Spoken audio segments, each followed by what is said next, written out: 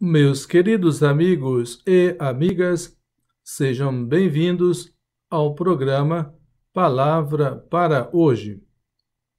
A leitura do livro de Isaías se encontra nos capítulos 7º, do verso 10 ao verso 14, e no capítulo 8º, verso 10, e fala da intervenção de Isaías junto ao rei Acaz, insistindo que ele peça um sinal de Deus para iluminá-lo sobre a melhor decisão a tomar em favor da cidade de Jerusalém, que está para ser atacada, no contexto da guerra sírio-efraimita.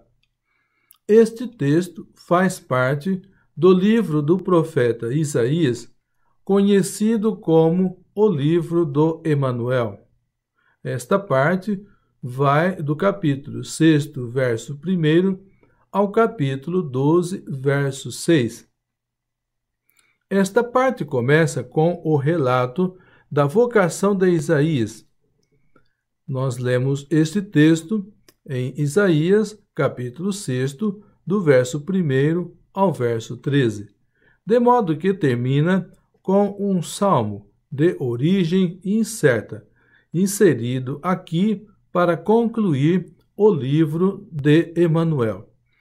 Este salmo diz que o Senhor deveria abdicar de sua ira e que, assim, o autor pudesse se alegrar e louvar o Senhor, porque ele fez grandes coisas. Nós lemos este trecho em Isaías, capítulo 12, do verso 1 ao verso 6.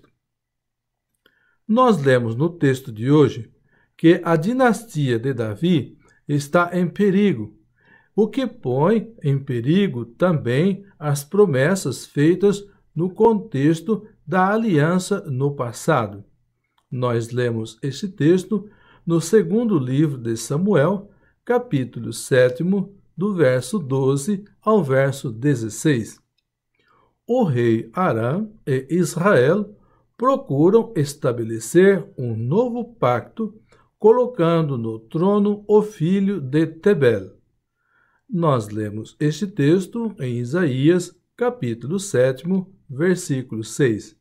O profeta convida o rei Acaz a pedir um sinal da presença de Deus neste momento difícil. O rei dá as costas ao pedido do profeta e decide fazer uma aliança com a Assíria. Nós lemos este texto no segundo livro dos Reis, capítulo 17, versículo 6. Acaz recusa a tudo que é oferecido da parte do profeta e demonstra uma falta de fé completa no Senhor. Nós lemos: Acaz, porém, disse: não o pedirei, nem tentarei ao Senhor.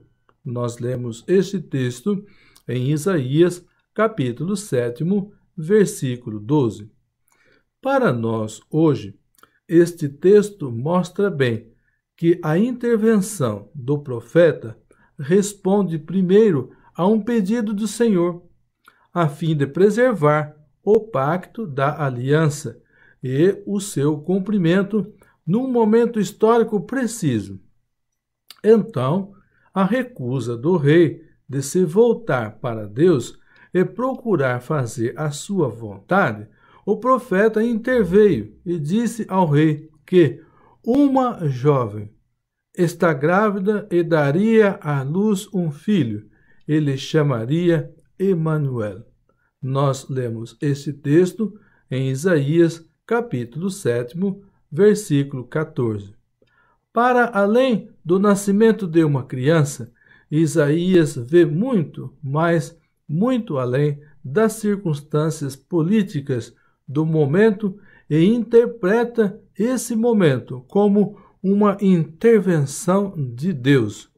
O momento político que coloca em risco o pacto anteriormente estabelecido serve ao profeta para lembrar ao rei e ao povo que Deus não age de acordo com os dados da realidade imediata, mas procura abrir a mente e o coração de todos para acolher o estabelecimento do reinado messiânico definitivo que está para vir.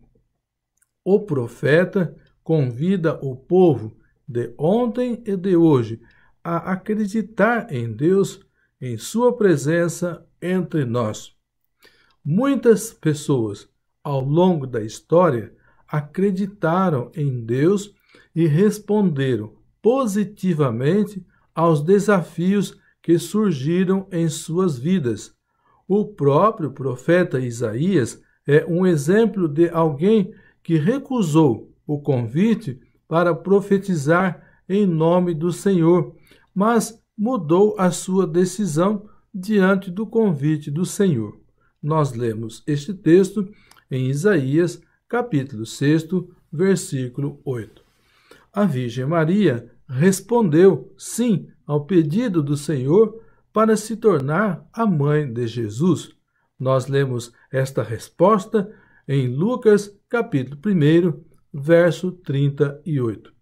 O Filho de Deus também concordou em cuidar e guiar as pessoas no caminho da salvação, fazendo o bem enquanto viveu e passou por este mundo. Nós lemos esse texto em Atos, capítulo 10, verso 38. E também muitos santos e santas disseram sim a Deus ao longo da história. Antônio, Francisco, Bento, Claré, Teresa, Clara, Rita e muitos outros. Muitos homens e mulheres vivem nos dias de hoje na alegria e na fidelidade de seus compromissos evangélicos. Amém.